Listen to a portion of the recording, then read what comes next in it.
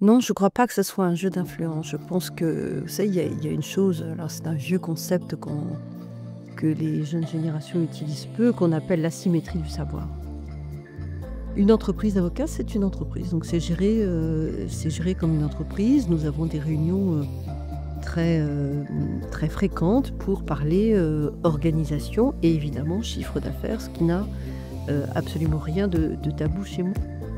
Moi, j'avais un rapport très jeune à l'égard du juste et de l'injuste qui me paraissait devoir,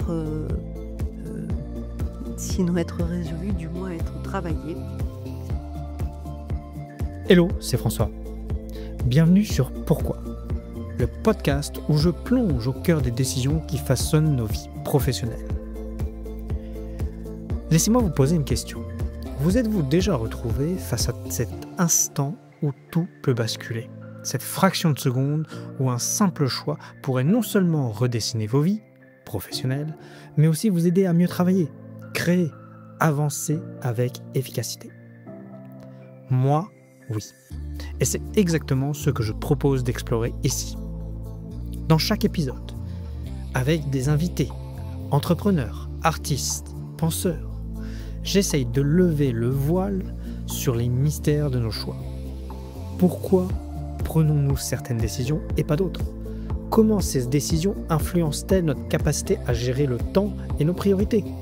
Et surtout, comment pouvons-nous les utiliser pour booster notre productivité et avancer vers nos objectifs? Avec mes invités, je décrypte non seulement leur motivation profonde, mais aussi leur stratégie concrète pour faire des choix. Mon objectif, vous aider à réfléchir différemment et à trouver vos propres clés pour une meilleure prise de décision.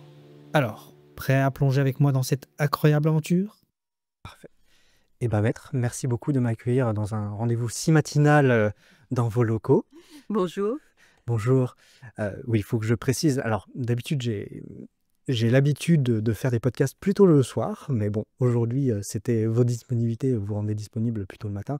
Donc, merci de m'accueillir. Je vous avoue que c'est un peu un retour aux sources pour moi. Parce que, comme je vous le disais en préparation sur mon podcast, j'ai fait des études de droit. Alors moi, je ne me suis pas du tout dirigé vers une carrière de droit. J'ai complètement bifurqué. Et donc, parler avec quelqu'un qui en a fait son métier va me rappeler sûrement des souvenirs, même si je dois vous avouer que vous êtes spécialiste de droit pénal, sauf erreur de ma part. Et moi, ça n'a pas été ma formation. J'étais plutôt droit des affaires, mais voilà. Donc merci beaucoup pour l'accueil. Avant de commencer toute chose, j'aime bien poser cette petite question à la personne que j'interroge pour comprendre qui elle est. Qui êtes-vous? Qui peut répondre à une telle question? Grande question. En tant que professionnel, en tout cas, je suis avocate plutôt, à Rennes depuis les années 90. Je suis effectivement spécialiste en droit pénal, mais aussi en droit des personnes. D'accord. Ça veut dire que je fais peut-être l'arc tout entier de ce qui peut arriver à des personnes ou susciter des comportements particuliers qui exigent l'aide d'un avocat. Voilà, je suis par ailleurs, on peut dire, engagée dans un certain nombre de causes et d'associations, et j'ai été dernièrement bâtonnière de l'Ordre des avocats pendant 2 ans. Une belle fonction qui a dû beaucoup vous occuper, je suppose. Suffisamment, oui.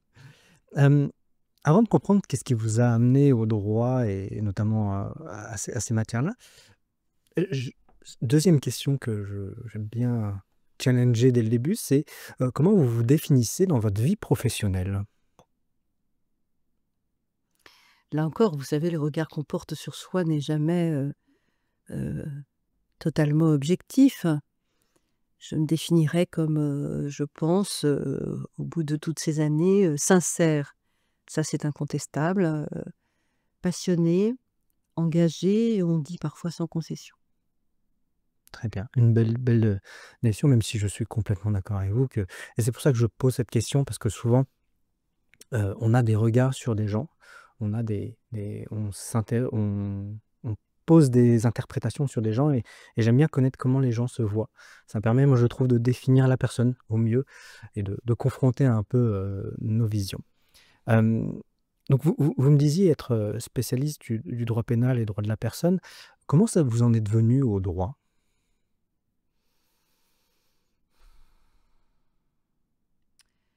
Je pense que ça s'est imposé à moi, ce qui est tout de même singulier parce que le droit, effectivement, on peut considérer que ça n'est pas la matière, intellectuelle la plus sexy qui soit, hein. Il n'y a personne dans ma famille qui ait jamais pratiqué, dans ces sphères. Donc je n'ai pas, de parents avocats, magistrats, juristes quels qu'ils soient, ni, davantage si on remontait les générations, successives. Heu, Moi j'avais un rapport, très jeune à l'égard du juste et de l'injuste qui me paraissait devoir, heu, sinon être résolu, du moins être travaillé. C'est donc vers le droit que je me suis dirigée. D'accord. Et ce que j'ai pu lire, alors vous me confirmerez si c'est vrai ou pas, parce qu'entre ce qu'on lit des fois dans la presse et ce qui est réel, j'ai noté que vous étiez la première avocate spécialiste en droit pénal et droit de la personne en Bretagne. Oui, oui, c'est vrai, moi, vous savez, j'ai prêté serment, donc à l'époque, on faisait une école d'avocats, on la fait toujours d'ailleurs, qui s'appelle l'EDAGO. Hem, je ne suis pas du tout rennaise. Je suis de Loire-Atlantique, j'ai fait toutes mes études universitaires à Nantes, en bifurquant pas mal puisque je fais du droit, mais j'ai aussi fait de la sociologie du droit et de la philosophie, donc hem, mais je quelle était votre question déjà? Rappelez-moi. Pour que vous étiez la première avocate. Oui, c'est ça. Donc quand je suis arrivée à Rennes, je ne connaissais absolument personne. J'ai eu la chance de trouver un cabinet qui m'a accueillie, dans lequel je suis toujours, hein. C'est Avocat Liberté, même s'il a changé de nom. Et on m'a laissé, la liberté de m'interroger et de m'intéresser à autre chose que, ce que devaient être, mes domaines d'activité puisque, à l'époque, le cabinet me sollicitait pour faire effectivement du droit de la famille, par exemple, mais aussi, du droit du travail. On était à l'époque d'un certain nombre de grandes causes telles que, la lutte contre les commandos anti-IVG, le début de la discrimination, VIH.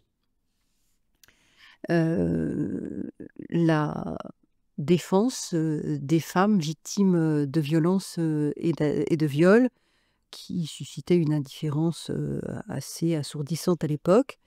Voilà, j'ai pris, ce chemin-là et nous étions très peu de femmes, à la fois parce que sans doute le regard masculin pouvait, susciter une certaine condescendance et puis que nous voilà, parce que nous étions peu, il fallait tracer, une voie. Donc comme c'est un peu ma nature, c'est ce que j'ai fait. Oui, parce que c'est ce que, j'ai lu plusieurs interviews pour préparer un peu notre échange et au sein de ces interviews et vous êtes assez vocal sur ça, vous êtes, une femme de conviction avec, des combats assez forts. Alors ça, c'est là encore les combats assez forts, c'est pas, à moi de le dire. En tout cas, je suis quelqu'un d'engagé. Je pense que, c'est consubstantiel à l'être humain. On ne peut pas être un humain autrement que dans le collectif. D'accord. C'est,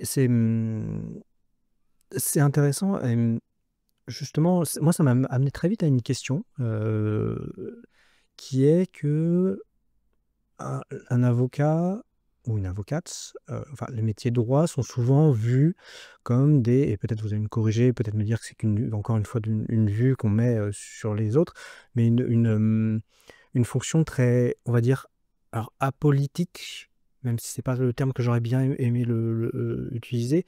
Mmh, comment vous faites la balance entre, vos combats et la partie, avocat qui doit être plutôt neutre? Est-ce que pour vous, c'est complètement opposé? C'est des choses qui n'existent, c'est une opposition qui n'existe pas du tout? Alors je pense il n'y a pas moins apolitique que la profession d'avocat. D'accord, OK. Si vous parlez de la politique partisane, qui n'est que l'écume des choses, hein, surtout par les temps qui courent, les conviction ou engagement personnel d'un avocat dont le cœur penche à droite ou à gauche, et quelle droite et quelle gauche, ça n'a effectivement aucune importance. C'est ce que disait d'ailleurs en son temps Marine Le Pen lorsqu'elle était une de nos consoeurs, ce qui laisse augurer de ce que ça veut dire. Mais en tout cas, ça n'est pas ça la politique au sens le plus étymologique et le plus noble, hein. Nous sommes au cœur du système économique, social et politique, c'est-à-dire celui qui fait cité. Donc nécessairement, à chaque fois que nous accompagnons quelqu'un dans l'obtention de ses droits, dans l'accès à ses droits d'abord, on restaure à la fois sa dignité et on lui permet, en l'obtenant ou en ne l'obtenant pas, c'est autre chose, d'être un acteur de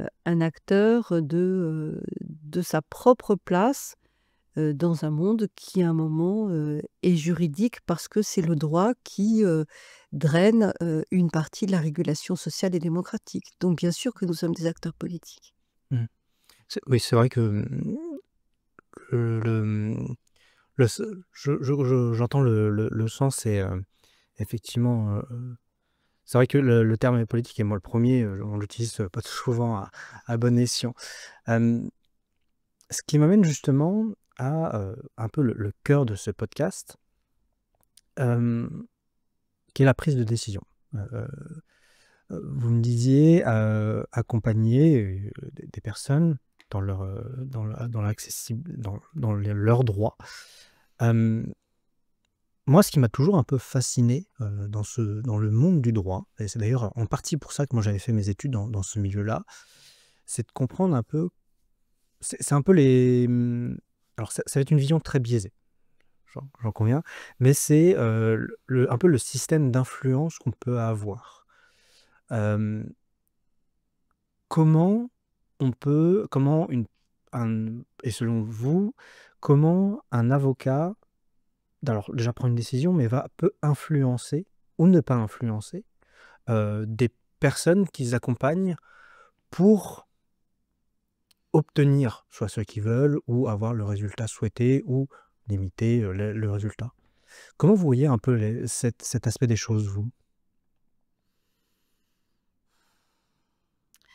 Un avocat, ça n'est pas seulement celui qui porte la voix de la personne qui, à un moment, ne saurait pas le faire ou en est privé. C'est quelqu'un qui va lui permettre d'abord d'identifier ses véritables demandes, parce que la plupart du temps, il y a beaucoup de subjectivité, de représentation, de souffrance dont on doit faire comprendre que la justice n'est pas un réceptacle, mais elle doit donner des réponses à une question donnée qui relève de sa compétence. Donc déjà, il faut identifier la demande.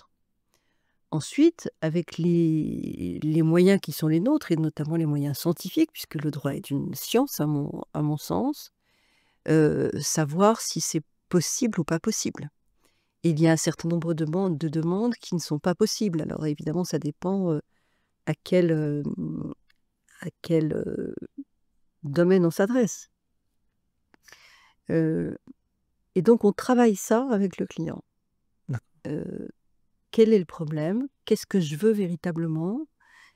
Que cache ma demande en termes d'enjeux psychiques que je dois pouvoir mettre de côté pour véritablement me centrer sur ce que je peux obtenir auprès du système judiciaire ou juridique, hein, puisque on est aussi là en matière de conseil, auprès des institutions.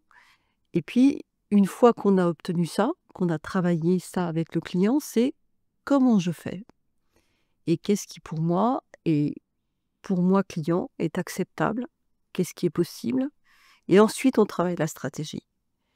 Donc si on va prendre le domaine qui fascine le plus le public, qui est en général le pénal, je suis accusé de, je ne l'ai pas fait, je veux être innocentée.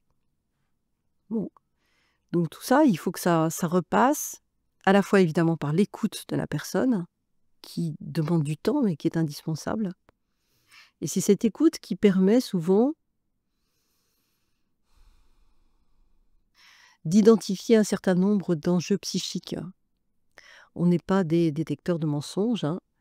Même si moi, ma conception des choses qui n'est, que je n'entends imposer à personne, c'est que, j'aime avoir un rapport de vérité avec la personne que je défends. Mmh.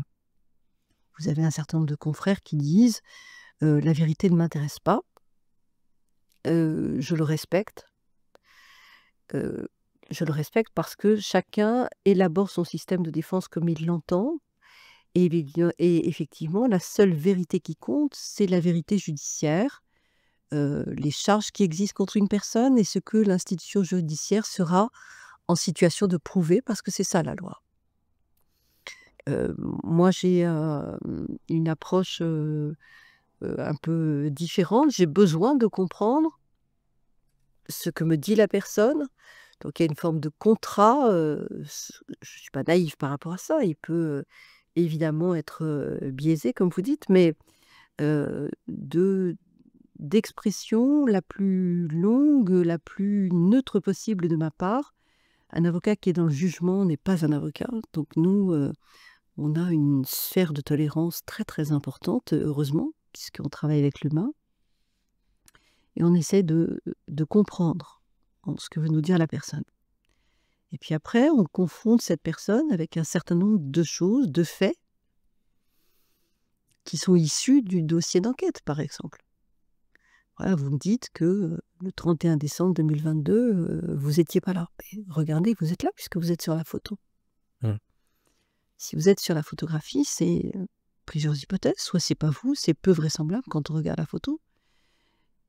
Ou si c'est vous, peut-être qu'il y avait une raison pour laquelle vous êtes là et que vous n'avez pas pu me dire. Bon, vous savez, travailler sur l'objectif, c'est comme tirer un fil, hein. Bon. Ensuite, le bout du fil, c'est le client qui le tient. S'il décide de continuer à dire: «Je n'étais pas là» et moi je vous dis que, ce n'est pas moi, je ne l'ai pas fait et que je n'accepterai pas que je sois défendue autrement que, on me dise que je n'étais pas là. C'est l'avocat qui décide. C'est l'avocat qui décide, soit de poursuivre aux côtés de cette personne, soit de ne pas le faire. Alors ça, c'est un exemple, voilà, qui à la fois qui parle et qui parle pas. C'est-à-dire que, c'est très, très caricatural. Les choses sont toujours beaucoup plus compliquées que ça. Mais en tout cas, pour moi, une stratégie, elle ne se construit jamais contre la personne, mais avec la personne. D'accord.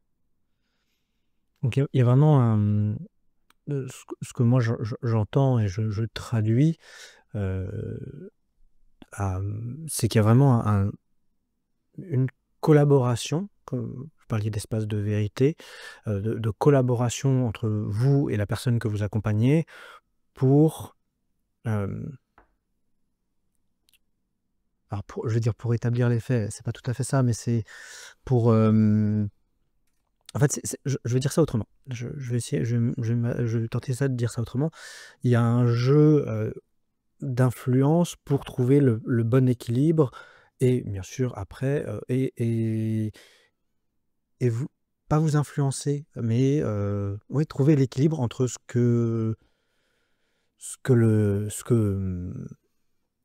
enfin, je vais pas parler de défense, mais d'un vrai jeu d'équipe dans la prise de décision, en fait. Moi, je vois ça comme ça, où, vous essayez d'accompagner votre client au mieux, mais qu'il faut que lui joue le jeu aussi, dans votre cas à vous. Et c'est en fait un moment si, vous pouvez à travers des faits, l'influencer pour lui dire: «Bah, attention, là tu me dis ça, mais en réalité, on a les preuves que non». Après il peut maintenir sa ligne, que vous me le disiez, là ça amène à d'autres choses, mais donc moi je vois vraiment ça comme un peu un jeu d'influence entre 2 personnes, en fait.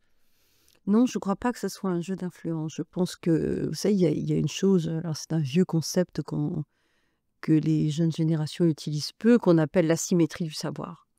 Dans l'asymétrie du savoir, celui qui sait, l'expert, celui qui est éduqué, le professionnel, a effectivement un savoir qui lui permet, pour parler simple, d'être supérieur à celui auquel il le dispense. Ça, c'est une notion qui m'est tout à fait étrangère. Donc il y a aucune influence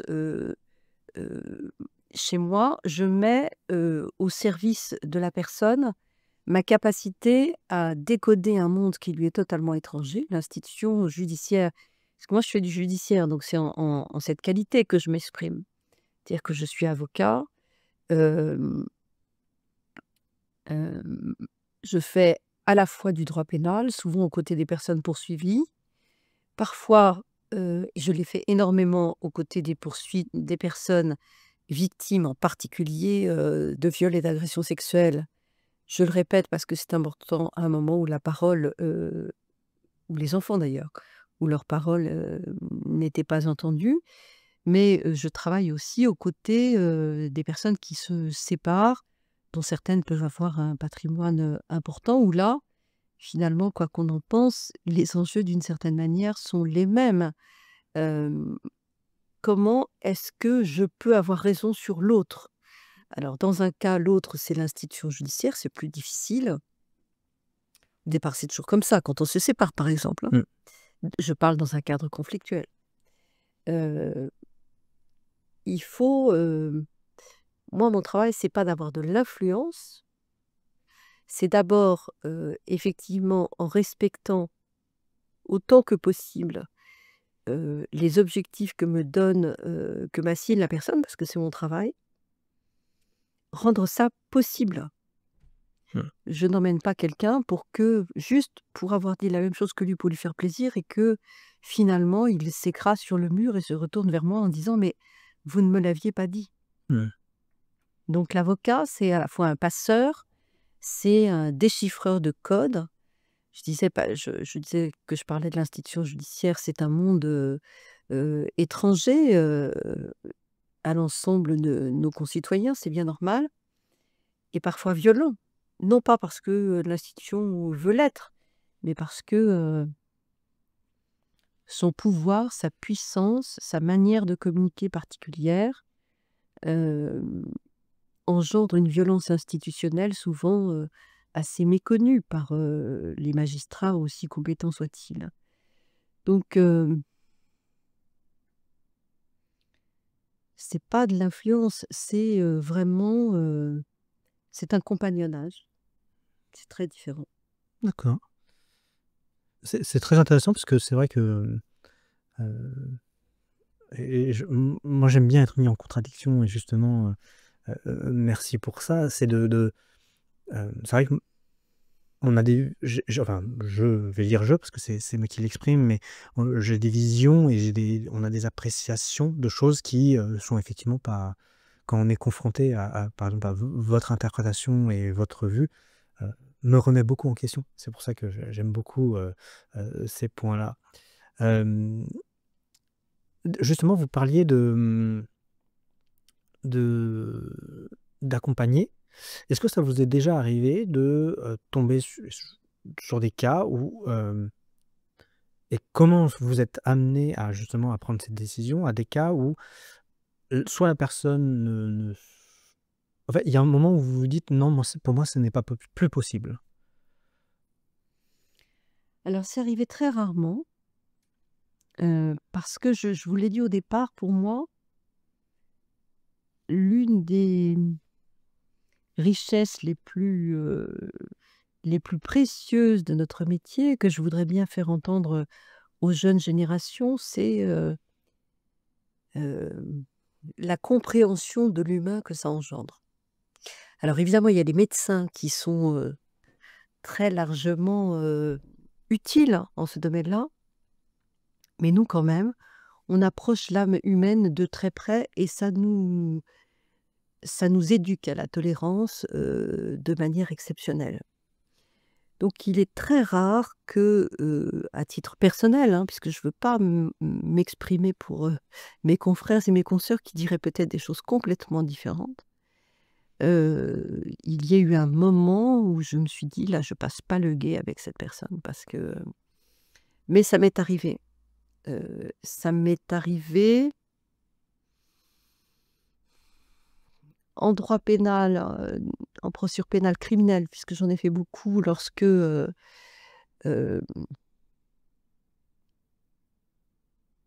je sentais qu'on ne pouvait plus se comprendre, heu, à la fois dans l'intérêt de cette personne et puis dans ma façon que je pouvais de travailler efficacement pour lui, dans,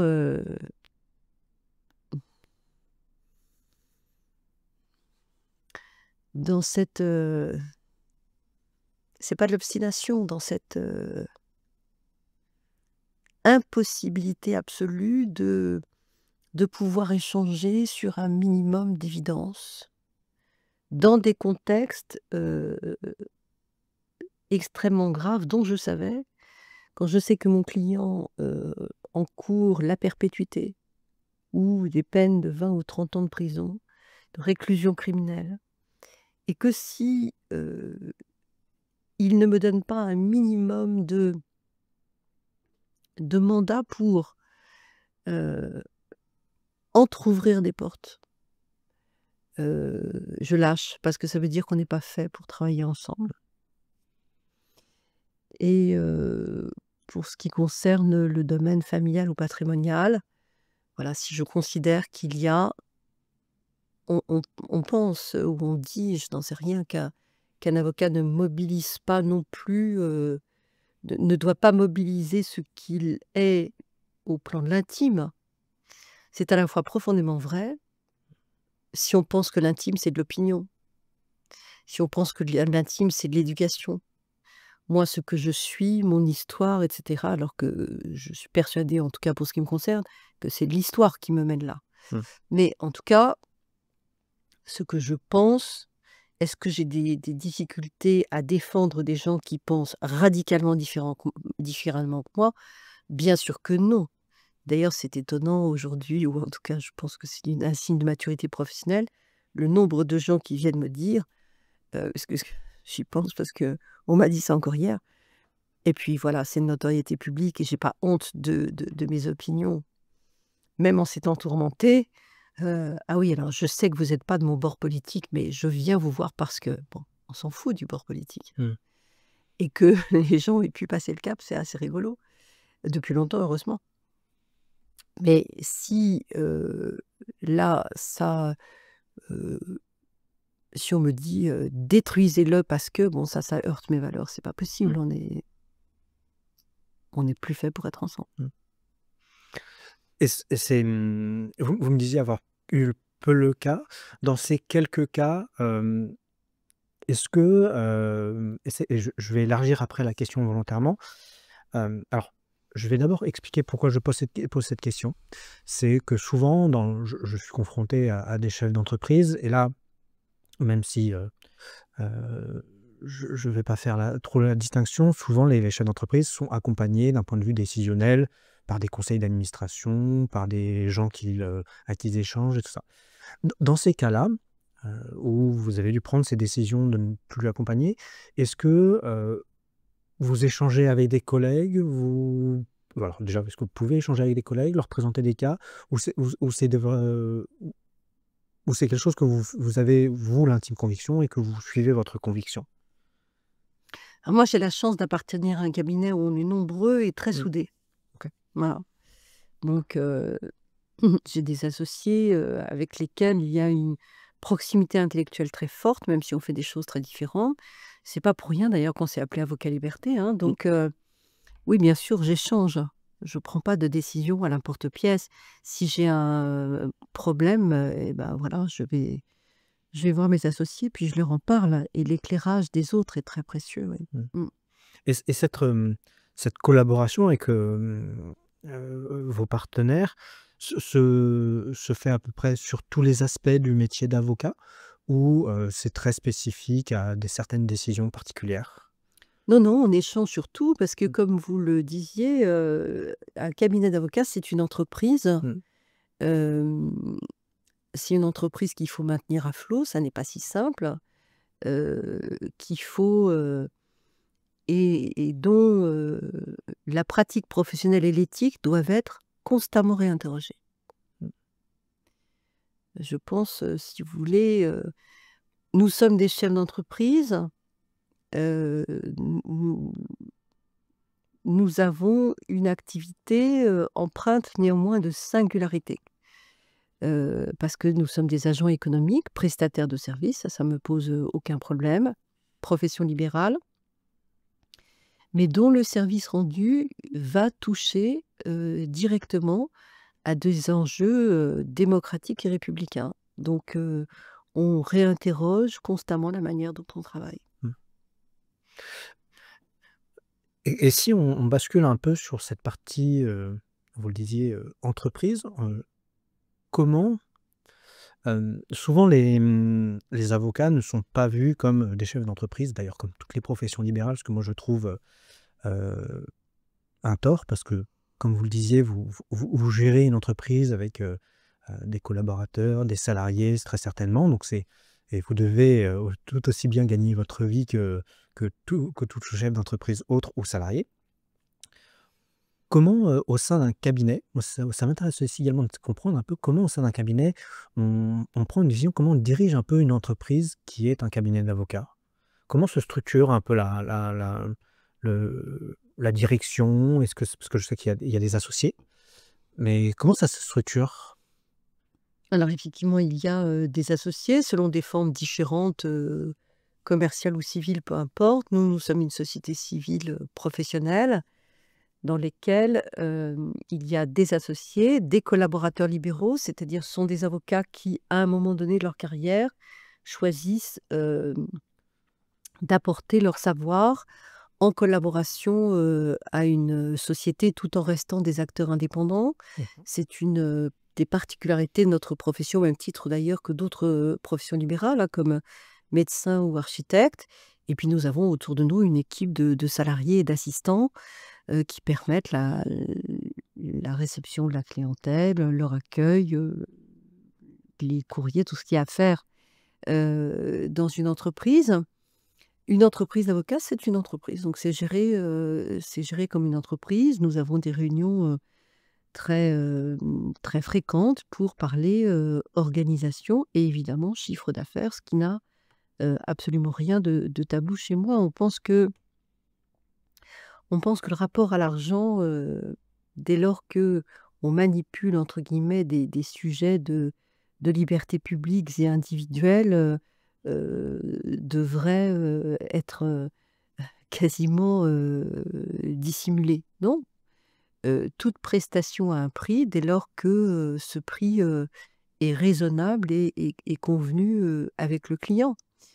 En rappelant que nous sommes, la seule profession à assumer de manière, si massive, l'émission de service public à titre quasiment gratuit, aide juridictionnelle et commission d'office. Je peux vous dire, moi, en tant que bâtonnier, mais je le savais déjà avant par mes engagements, j'ai mesuré le nombre de confrères et consoeurs qui, sans beaucoup de contrepartie, assument à la place du reste de la société, la prise en charge juridique et judiciaire des personnes, les plus vulnérables et l'accès au droit. Donc nous avons, voilà, on est une profession qui n'a pas à rougir de ce qu'elle fait en matière économique et sociale. Mmh. Et moi je trouve que c'est intéressant de mettre en avant ce point, aussi bien économique et de parler d'un point de vue économique parce que c'est des notions, je me rappelle de mes années de droit où c'est des points qu'on n'abordait pas en fait. Non, c'est pas mais c'est très typique, hein, Ouais. l'argent est tabou. Ouais, et c'est souvent, en échangeant après avec des collègues à moi et des amis à moi qui sont devenus, qui eux sont restés dans la voie juridique et même, judiciaire, qui me disaient: «Mais en fait on n'est pas préparé, par les études je parle, à d'arriver dans un monde où, bah, en fait il y a une partie économique, une réalité économique à tenir Donc, je trouve ça très intéressant d'en parler d'en parler et de le mettre en avant. Je reviendrai sur quelque chose que vous disiez. Vous disiez, donc, effectivement, vous avez été, bâtonnière pendant, 2 ans. Pour les gens qui nous écoutent et qui ne sauraient pas, ce que c'est cette fonction, est-ce que je peux vous demander de me dire en quelques mots, qu'est-ce que c'est cette fonction? Alors pendant 2 ans, le bâtonnier est à la tête de l'ordre des avocats. L'ordre des avocats, c'est l'organe dirigeant, du barreau. Donc il y a un barreau par, tribunal judiciaire, donc il doit y avoir 163 ou 164 barreaux sur le territoire français et outre-mer. Donc pendant 2 ans, c'est le bâtonnier qui va à la fois, impulser la politique de l'ordre et aussi répondre, à toutes les questions, des confrères et des usagers en termes de réclamations sur la qualité du travail, conflits des avocats, entre eux, ils sont pas si nombreux que ça, le cas échéant. Conflits, mais en tout cas relations institutionnelles avec, le monde de la magistrature, le monde, économique et social et politique avec, les collectivités territoriales qui nous entourent. Donc pendant 2 ans, on essaye, d'impulser la direction que prend un barreau, pour, poser des actions dans l'intérêt du public et des justiciables. Donc moi j'étais bâtonnière à Rennes. C'était un bâtonnier, c'est un barreau relativement important puisque, l'un des plus 10 gros barreaux de France. On est un peu plus de 1000. Donc voilà, eh bien, on est au service de nos 1000 confrères pendant, 2 ans. Ça prend un peu de temps. Je me doute, et également le rôle de représentation, si je me trompe aussi, doivent beaucoup vous réclamer de temps. Hem, Comment, alors je ne vais pas parler de prise de décision en tant que telle, parce que c'est pas une prise de décision, mais comment se manifeste un peu cette action d'échange? Vous êtes sollicité, vous étiez sollicité, vous étiez entouré par une structure particulière? Comment ça se passe? Alors un bâtonnier, le bâtonnier, le véritable organe politique d'un ordre, c'est l'ordre des avocats qui est composé de 24, membres du conseil de l'ordre qui sont élus par leur pairs, D'accord. au même titre d'ailleurs que le bâtonnier est élu par l'ensemble des avocats inscrits au barreau. Nous avons un conseil de l'ordre, à minima 1 fois par mois où nous prenons toutes les décisions politiques, matérielles, économiques et relatives à la vie du barreau. Et puis nous prenons aussi des positions, qui peuvent être relatives, à ce qui se passe dans notre pays, la défense des avocats étrangers. Nous sommes actuellement extrêmement préoccupés par, la situation, Mmh. qui est faite, aux avocats étrangers à travers, le monde. Je pense à l'Iran, je pense à la Tunisie, à l'Afghanistan. À la Turquie, où le barreau d'Istanbul va bientôt être mis sous tutelle de l'État. Les avocats sont des êtres libres. Voilà, ça c'est Mmh. très difficile à accepter par les pouvoirs totalitaires. Hem, donc moi ce que je souhaitais, c'est que, on puisse faire de l'avocat un acteur, incontournable, aux côtés des citoyens et des institutions. Donc on a, à ce titre, créé beaucoup de partenariats pour qu'on soit présent. Bon, on y a un peu réussi, je crois. J'ai notamment entendu parler je crois d'une campagne de communication aussi qui était, à votre actif, Nous avons fait une campagne de communication, tout à fait. qui a bien marché, qui a Pas été, mal. impactante. Hem, je vais, je vais me diriger vers la fin de notre échange, par une dernière question qui, vous me direz si elle est, difficile ou pas, mais, quelle a été votre, dernière décision difficile en matière professionnelle, que ça soit au sein de votre exercice, peut-être au sein de l'ordre des bâtonniers ou en tant que bâtonnière?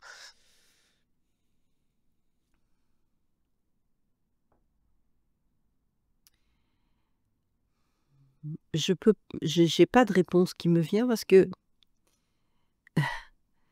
je pense que tout ce qui est de nature à avoir des conséquences sur les avocats qui sont mes pairs et que j'ai soutenus, dans ma fonction ou, les usagers qui me saisissaient, par les enjeux que ça incarne, sont des décisions difficiles. Donc en réalité, c'est au quotidien qu'on est amené à en prendre. Donc non, il y a rien qui me vient. Ce sont 2 ans, c'est la mode, hein, c'est de dire ça. La charge mentale, comme disent d'autres, encore que je ne sais pas très bien ce que ça veut dire, elle est majeure. Mais quand on finit, si on a réussi, c'est juste parce qu'on a eu un sentiment fugace d'utilité. Waouh, un épisode bien riche, comme d'habitude. Tellement riche que je vous propose de faire un petit débrief pour retirer les quelques éléments que moi j'ai retenus et surtout, n'hésitez pas à me dire ce que vous en pensez. Allez, le petit débrief. Avec Maître Glon, ce que je retiens est assez paradoxal. Je m'explique. On se trouve dans le monde du droit, monde que je connais par mes études, mais pas par la pratique. Un peu par la pratique. Notamment le rôle d'avocat. Et le métier d'avocat est pour moi quelque chose qui essaie toujours concrétiser, que j'ai toujours concrétisé comme quelque chose de très particulier. On va défendre les intérêts de personnes qui nous payent, ou qui ne payent pas d'ailleurs, pour faire une application du droit. Maintenant, on va faire un petit exercice d'imagination. Imaginez-vous faire face à des cas où vos valeurs sont vos guides. Car en droit, et c'est un peu ce que nous dit Maître Glon, la neutralité est un peu un mythe. Chaque choix qu'on va faire est empreint de conviction personnelle, un défi quotidien en fait, où on doit gérer ses propres combats, tout en restant à l'écoute des autres. Alors oui, l'aspect du droit entre en jeu, les lois, les règlements, tout ça, mais c'est aussi une histoire de conviction. Et ce que j'aime beaucoup dans cet épisode, c'est qu'on ne se limite pas seulement au droit. On explore la communication. Comment cette communication qui, même si je l'utilise plusieurs fois et que Maître Glon me reprend plusieurs fois sur le sujet, c'est pas un outil d'influence, mais plus un mode de collaboration. Où l'objectif est d'aider à trouver la vérité au-delà des apparences. Et en tant qu'avocat, comprendre l'humain devient une nécessité et un enseignement précieux. Et c'est nos richesses que je comprends maintenant, à travers l'échange qu'on a eu avec Maître Glon, mais qui est surtout, pour moi, très intéressante. Surtout que cet échange m'a fait réfléchir sur l'équilibre toujours fragile entre cette vie professionnelle et conviction personnelle. Et donc, si j'en reviens à mon sujet un peu fétiche, entre les décisions professionnelles et les convictions personnelles. Voilà moi en fait ce que ça m'amène, cet échange avec Maître Glon, pas tant sur la technique de la décision, mais plus sur cette balance qu'il faut avoir et qui n'est pas toujours très facile. Voilà, c'est fini. J'espère que vous avez apprécié cet épisode du podcast et dernière petite chose avant de vous laisser partir. Je souhaitais savoir s'il vous était possible de me mettre 5 étoiles sur iTunes ou de liker le podcast. Voilà, ça aide toujours. Ça fait du bien. N'hésitez pas à le partager d'ailleurs sur tous les réseaux sociaux que vous avez. Ça peut être utile à tout le monde. Et puis sur ce, je vous dis à la semaine prochaine. Salut, ciao.